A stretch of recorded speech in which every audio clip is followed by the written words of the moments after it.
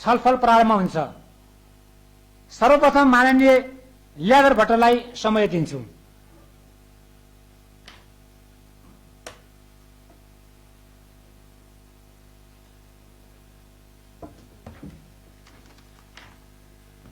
माननीय सभामुख महोदय, आज हामी इतिहासकै सबभन्दा बढी विशिष्ट परिस्थितिमा यो गरिमामय सम्मेलनमा उपस्थित भएका छौं। नेपालको भूमि लिम्पिया धुराली पुलेक कालापानीमा भारतीय सैनिक हस्तक्षेपका विरुद्ध सम्पूर्ण नेपाली जनता र नेपाली सम्पूर्ण राजनीतिक दल एक भएको यो अहिलेको यो अवसर इतिहासमै दुर्लभ हुने अवसरमा हामी यहाँ उपस्थित भएका छौं र लोकतान्त्रिक मुलुकहरूमा एकदमै कम देखिने देशका सम्पूर्ण राजनीतिक दल एउटै मतमा देखिएको यो अहिलेको अवस्थामा देशलाई सार्वभौमिक अखण्डता राख्नको लागि आफ्नो ज्यानको आहुति दिने महान शहीदहरूलाई म नमन गर्न चाहन्छु र हाम्रो देशको टाउकोमाथि विदेशी सैनिकहरूले बुट बजारिँदै गर्दा दशकौंदेखि नेपाली आमाले पीडा जो महसुस गरेको थियो त्यो पीडाबाट मुक्त पाउनुको लागि अहिलेको सरकारले संघीय सरकारले सम्पूर्ण राजनीतिक दलका साथ सहयोग र नेपाली जनताको सहयोगले अहिले नेपालको राजनीतिक नक्सा जो जारी गरेको छ र नेपालको नक्सा जारी गरिसकेपछि हिजो मात्रै संविधानको दोस्रो संशोधनको निशाना छाप परिवर्तन गर्न संघीय संसदमा राखेको सैद्धान्तिक विषयमा सम्पूर्ण राजनीतिक दलहरूले सर्वसम्मत रूपमा पास गरेको कुरालाई सम्पूर्ण राजनीतिक दललाई म विशेष धन्यवाद दिन चाहन्छु। कुनै बेला फुटाउ र राज गर भन्ने ब्रिटिश साम्राज्यवादीहरूले समेत नेपालीहरूलाई यो नियम लागू हुन सक्दैन भन्ने प्रमाणित भइसकेपछि पनि अहिले आएर नेपालको आन्तरिक मामलामा हस्तक्षेप गर्न दलहरूलाई प्रयोग गर्न सकिन्छ कि भन्ने षड्यन्त्रकारी कुदृष्टि लगाउने विदेशी शक्तिहरूले पनि नेपालका राजनीतिक दल र नेपाली जनतालाई टुक्र्याउन सकिँदैन भन्ने कुरा हिजोको प्रस्ताव र हिजोको संकल्प प्रस्ताव र आज हामी जो संकल्प प्रस्ताव सर्वसम्मत रूपमा यो गरिमामय सदनमा पेश गरेका छौं यसले पनि ती कुदृष्टिहरू असफल हुनेछन् र नेपाल र नेपाली हमेशा स्वतन्त्र थिए र स्वतन्त्र रहनेछन् भन्ने कुरा प्रमाणित भएको छ। सभामुख महोदय, सन् 1816 मार्च 4 का दिन तत्कालीन नेपाल सरकार र ईस्ट इन्डिया कम्पनीका बीच सुगौली सन्धि भएको थियो। सो सन्धिको धारा 5 मा लेखिएको थियो नेपालका राजा मौसुफ र स्वयंका लागि र मौसुफका उत्तराधिकारी वा वारिसहरूका लागि काली नदीको पश्चिममा पर्ने देशहरूसित सम्बन्ध र सम्पूर्ण दाबीहरू परित्याग गरी बक्सिन्छ र यी देशहरूका र ती बासिन्दाहरूसित कहिले पनि कुनै चासो राखिने छैन भनी धारा 5 मा उल्लेख गरिएको छ। त्यसको अर्थ थियो काली नदी जसलाई हामी महाकाली नदी भन्छौं त्यसको पश्चिमपट्टिको भाग जो अहिले भारत भएको छ त्यसलाई हाम्रो नेपालले चासो राखिने छैन र त्योभन्दा यताको भूभाग नेपालको भनेर त्यसको धारा 5 मा एकदमै स्पष्ट रूपमा लेखिएको छ। सभामुख महोदय, त्यस क्षेत्रका केही बासिन्दाहरूले हामी नेपालतिर पर्यौं भनेर सन् 1817 फरवरी 4 का दिन ईस्ट इन्डिया कम्पनीका कार्यवाहक मुख्य सचिव जे आदमले आफ्नो काठमाडौँ स्थित आवासीय प्रतिनिधि एडवर्ड गार्डनरलाई पठाएको पत्रमा लेखेका थिए काली नदी पूर्वमा पर्ने ब्यास परगना चौतरियाका वंशाहको दाबी अनुसार उक्त भूभाग नेपालमा ठहरिन्छ र त्यसर्थ त्यो ठाउँ नेपाल सरकारका प्रतिनिधिलाई बुझाउनु भनी ईस्ट इन्डिया कम्पनीका तत्कालीन सचिवले नेपालका आफ्ना प्रतिनिधिलाई त्यो भूभाग नेपालको हो भनेर लेखेको ऐतिहासिक पत्र पनि नेपालसँग सुरक्षित रहेको छ भन्न म चाहन्छु। सभामुख महोदय, यसैगरी सन् 1837 मा जेबी टान्सेलले अरबी भाषामा प्रकाशित गरेको नक्सामा समेत लिम्पियाधुरा काली नदीको उद्गम स्थल हो भन्ने प्रश्न लेखिएको र सन् 1858 भारतीय सर्वे अफ जनरलको नक्साले समेत लिम्पियाधुरा नै काली नदीको उद्गम स्थल हो भन्ने प्रश्न गरिसकेपछि लिम्पियाधुरा, लिपुलेक र कालापानी नेपालको भूभाग हो रहेको स्पष्ट रूपमा देख्न जाइन्छ। विक्रम सम्वत 2018 सालको जनगणनाले पनि त्यो क्षेत्रका बासिन्दा नेपालको भएको र त्यो क्षेत्रमा कर तिरेको प्रमाणहरू स्पष्ट रूपमा देखिन्छन्। अहिलेको आधुनिक जलविज्ञानको नियम अनुसारले पनि काली नदीको उद्गम स्थल लिम्पियाधुरा भन्ने प्रष्ट रूपमा देखाएको छ। सभामुख महोदय, सन् 1955 तिर कालापानीमा भारतीय सुरक्षा फोर्टको स्थापना रहेको प्रमाणहरू भेटिन्छन्। विभिन्न इतिहासकारहरूले 1962 पछि मात्रै नेपालमा कालापानीमा भारतीय पोस्टमा बसेका छन् भन्छन्, तर इतिहासका पुष्ट तथ्याङ्कहरूले हेर्दाखेरि 1955 देखि नै त्यहाँ चेकपोस्टको रूपमा नेपाली भूभागलाई भारतीयहरूले अतिक्रमण गरेर चेकपोस्ट राखेको तथ्यहरू देखिन्छन्। यसरी भारतले नेपाली भूभागमा अतिक्रमण गरी सैनिक क्याम्प स्थापना गरेपछि विक्रम सम्वत 2030-31 मा तत्कालीन प्रधानमन्त्री नरेन्द्र रिजालको मन्त्रीमण्डलमा सहायक वन मन्त्री रहेका राष्ट्रवादी जनजाति नेता बहादुर सिंह एतवालले राष्ट्रिय सभामा यो विषयलाई उठान गरेको देखिन्छ र त्यसै बेला भारतको उत्तर प्रदेशका मुख्यमन्त्री हेमन्त नन्दन बहुगुणालाई समेत अतिक्रमणबारे ज्ञापन दिएको थियो। यसरी भारतीय अतिक्रमणको विरोध गर्दा तत्कालीन मन्त्री एतवाललाई भारतले आफ्नो क्षेत्रबाट ब्यास जान प्रतिबन्ध लगाएको थियो। त्यही प्रतिबन्धलाई उहाँले त्यो प्रतिबन्धको कडा मुकाबला गर्दै त्यही बेला खलङ्गा र ब्यासको बाटो गोरेटो बाटो काटेको पनि देखिन्छ। सभामुख महोदय, 2046 सालको प्रजातन्त्र पुनर्स्थापनापछि दार्चुला जिल्लाका सांसद एवं राष्ट्रवादी नेता स्वर्गीय प्रेमसिंह धामीले संसदमै कालापानी काठमाडौँलाई किन दुख्दैन भनी बोलेको थिए र यो मुद्दा त्यही बेलादेखि राष्ट्रिय स्तरको मुद्दाको रूपमा उठ्दै गएको इतिहास देखाउँछ।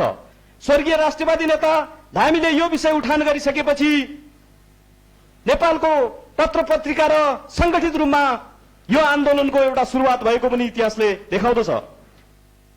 मान्य सभामुख महोदय, त्यही बेला 2054 साल कार्तिक महिनामा संगठित रूपमै भारतको पिथौरागढमा बस्ने अखिल भारत नेपाल स्वतन्त्र विद्यार्थी युनियनका विद्यार्थी नेताहरूले पहिलो पटक संगठित रूपमा 2054 साल मक्सिर 4 गतेका दिनमा दार्चुलाको खलङ्गामा महाकाली स्तरीय कालापानीको यथार्थ र नेपालको राष्ट्रिय हित स्तरीय गोष्ठी सम्पन्न गरेको र त्यही गोष्ठीबाट तत्कालीन कञ्चनपुरका जीविस सभापति ऋषिलाल लोमसालीले जेबी टान्सेनको नक्सा सहित र कार्यपत्र प्रस्तुत गरिसकेपछि त्यो कार्यगोष्ठीमा म आफू पनि संलग्न र त्यो कार्यक्रमको अगुवाईको रूपमा रहँदा आज त्यही पिथौरागढमा बसी भारतका विरुद्ध कालापानी नेपालको हो भन्ने आन्दोलनमा अनेरा सबी अभाने सबी तत्कालीन अभाने सबीले भारतमै यसको विरोध सुरु गरेपछि 2055 सालमा कञ्चनपुर कालापानी र काठमाडौँ कालापानी मार्च पास भएका थिए। जब नेपालमा देशभरि नै कालापानी मार्च पास सुरु गरिसकेपछि तत्कालीन राजनीतिक दलले पनि यसलाई मुद्दाको रूपमा बनाउँदै आज यो मुद्दा सिङ्गो राष्ट्र र सिङ्गो राजनीतिक दलहरूको मुद्दा बनेकोमा सम्पूर्ण नेपालीको लागि गर्वको विषय बनेको छ र त्यो अभियानकर्ताको रूपमा आजभन्दा 23 वर्ष पहिले म एउटा विद्यार्थीको रूपमा सहभागी भएको विद्यार्थी हैसियतले पनि मैले गर्व महसुस गरेको छु। सभामुख महोदय, नेपालको आफ्नो अतिक्रमणको भूमि सहितको राजनीतिक नक्सा जारी गरी संघीय संसदमा संविधान संशोधन प्रस्ताव सर्वसम्मत सैद्धान्तिक सहमति भई अगाडि बढिरहेको छ। सभामुख महोदय, यस ऐतिहासिक घडीमा राजनीतिक दलले विगतका तिता मिठा अनुभवहरूलाई थाती राखेर अब भूमि फिर्ताको लागि कूटनीतिक तयारीका साथ अगाडि बढ्नुपर्छ। साथै यसबाट आउन सक्ने चुनौतीको सामना गर्नका लागि सबै प्रकारका तयारी गर्न पनि म संघीय सरकारलाई हार्दिक अनुरोध गर्न चाहन्छु। साथै सीमा क्षेत्रमा रहेका सिभिल सिपाही नागरिकहरूलाई पर्न सक्ने सबै प्रकारका अप्ठ्याराहरूको लागि संघीय सरकार प्रदेश सरकार र स्थानीय तहहरूले तयारी गर्नुपर्ने देखिन्छ। ब्यास लगायतका यो क्षेत्रका जनता हाल खाद्यान्नमा समेत अभाव हुन गएको भएकोले औषधिको पनि अभाव हुन जाने देखिएकोले संघीय सरकारलाई समन्वय गरी औषधि आपूर्ति सुरक्षा पोस्टको व्यवस्थापन र सञ्चारको सुगमताको लागि गरेर संघीय सरकारसँग म जोरदार माग गर्न चाहन्छु। सभामुख महोदय, नेपाल स्वतन्त्र थियो, छ र रहनेछ। अन्य देशहरूमा पनि नेपाली वीरहरूले अरू देशको सीमा रक्षाको लागि ज्यानको बाजी लगाउने गोर्खा भर्ती अब नेपालले तत्काल रूपमा बन्द गर्दै अगाडि बढ्नुपर्ने बेला आइसकेको छ। असमान सन्धि 1950 को पुनरावलोकन हुनु जरुरी छ। साथै नेपाली सेनाको सुरक्षा निकायलाई सुदृढीकरण गर्ने, हालै स्थापना हुनु गएको सुरक्षा विश्वविद्यालयलाई अब सबलीकरण गर्दै यसलाई अनुसन्धानको क्षेत्रमा अगाडि बढ्नु पनि आजको आवश्यकता देखिएको छ। सभामुख महोदय, नेपालीहरू न कसैले पराधीन गरे न कसैको उस्काहटमा लाग्छन् भन्ने कुरा कसैले बिर्सनु हुँदैन। आज नेपाल हामी माथि निर्भर छ, उनीहरूको लोकतन्त्र हामीले ल्याइदिएका हौं भन्ने केही विदेशी राष्ट्रका शक्ति केन्द्रहरूले हामीलाई स्वतन्त्रताको पाठ सिकाउने, लोकतन्त्रका पाठ सिकाउने गर्दछन् र नेपाली वीरहरू, नेपाली शहीदहरूले उनीहरूको स्वतन्त्रतामा हजारौंको बलिदान गरेको र उनीहरूका सीमानाका पर्खालहरूमा आफ्ना युद्ध कलाहरू देखाउँदै उनीहरूको रक्षा गरिरहेको बिर्सिरहेका छन्। सभामुख महोदय, भोकै भोक डाला पानीको युद्ध लडी पनि नेपालको स्वतन्त्र र अस्तित्वलाई बचाइराख्ने वीर गोर्खालीहरूको वीर गाथालाई केही विदेशी राष्ट्रहरूले बिर्से जस्तो छ।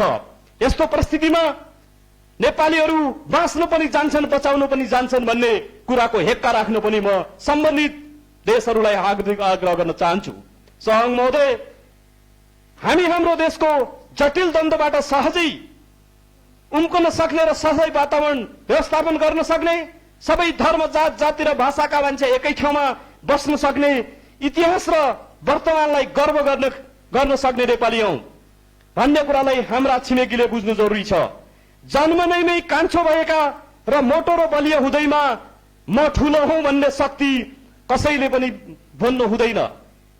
जेठो दाइ तपाईको दुब्लो हुन सक्छ, पातलो हुन सक्छ, कमजोर हुन सक्छ, तर जेठो दाइलाई मोटो भयो भन्दैमा भाइ भनेर सम्बोधन गर्ने र अवहेलित गर्ने बानी पनि अब विदेशी राष्ट्रहरूले छोड्नुपर्छ। सभामुख महोदय, देश इतिहास रच्ने यो अवसरमा विभिन्न खालका चुनौतीहरू आउन सक्ने सम्भावनाको बारेमा सचेत हुन जरुरी छ। जोखिम न्यूनीकरण गर्नका लागि, व्यवस्थापनका लागि सबै तयारी गर्नुपर्ने जरुरी देखिन्छ। त्यसका लागि प्रदेश सरकार र संघीय सरकारले स्थानीय तहहरूसँग समन्वय गरी केही कामहरू अगाडि बढाउनु पर्ने देखिन्छ। सभामुख महोदय, सीमा सुरक्षालाई व्यवस्थापन गर्ने, प्रत्येक पोस्टहरूलाई सुरक्षा व्यवस्थापन तथा उचित सञ्चारको व्यवस्थापन गर्न लगायत यातायात व्यवस्थाको लागि अब तयारी गर्नुपर्ने देखिन्छ। त्यसका साथै सुरक्षा निकायको युनिफाइड कमान्डको लागि पनि परिचालन गरी तयारीमा बस्नुपर्ने अवस्था देखिन सकिन्छ। सुरक्षाका सीमाका बासिन्दाहरूलाई छिमेकी देशको परनिर्भरतालाई हटाउनको लागि प्रत्येक स्थानीय तह र प्रत्येक प्रदेश सरकारले अब कार्यक्रम गरी अगाडि बढ्नुपर्ने देखिन्छ। हाम्रो यो देशको अहिले हामी जसरी सार्वभौमिक सम्पन्न देशले आफ्नो हक हितको लागि अगाडि बढ्दा हामीमाथि विभिन्न खालका षड्यन्त्रहरू हुन सक्ने देखिएकोले उत्तर दक्षिण नाकाहरूमा छिटोभन्दा छिटो यातायात सञ्चालनको लागि पहल गर्नुपर्ने देखिन्छ।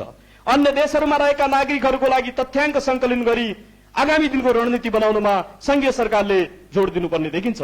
देशभित्र कृषिमा आत्मनिर्भर हुने, सुरक्षा निकायलाई आधुनिकीकरण, व्यवसायीकरण र बनाउनु पर्ने देखिन्छ। पेट्रोलियम पदार्थको आयात कम गर्दै जाने र विद्युत खपतलाई बढाउनलाई कार्यक्रम ल्याउनु पर्ने देखिन्छ। खाद्य उत्पादन, भण्डारण र वितरणको लागि पनि स्पष्ट नीति कार्यक्रम बढाउनु पर्ने देखिन्छ। सम्पूर्ण राजनीतिक दल, नागरिक समाज र सम्पूर्ण राष्ट्रिय अन्तर्राष्ट्रिय निकायहरूसँग पनि नेपालले अहिलेको आफूले आफ्नो देशको रक्षाको लागि अगाडि बढेको यो परिवेशमा अगाडि बढ्नुपर्छ र अहिले जसरी हामीले आफ्नो मातृभूमिको टाउकोमा विदेशी हस्तक्षेपका विरुद्धमा यो सिङ्गो राष्ट्र एक भएको छ, यसका लागि हामी सबै गर्व महसुस भएको छ। त्यसमध्ये पनि सुदूरपश्चिम जसको टाउको नै त्यो लिपि अधुरा हो, हाम्रो त्यही टाउको नै कालापानी हो, त्यो टाउको नै लिपुलेको, त्यसलाई हामीले कुनै पनि हस्तक्षेपलाई अब सह्य हुँदैन। त्यो फिर्ता गर्नुको लागि हामी एक छौं र हामी एक रहनेछौं, जुनसुकै परिस्थितिमा पनि एक हुनुपर्छ भन्दै म आफ्ना भनाइ राख्न चाहन्छु। धन्यवाद।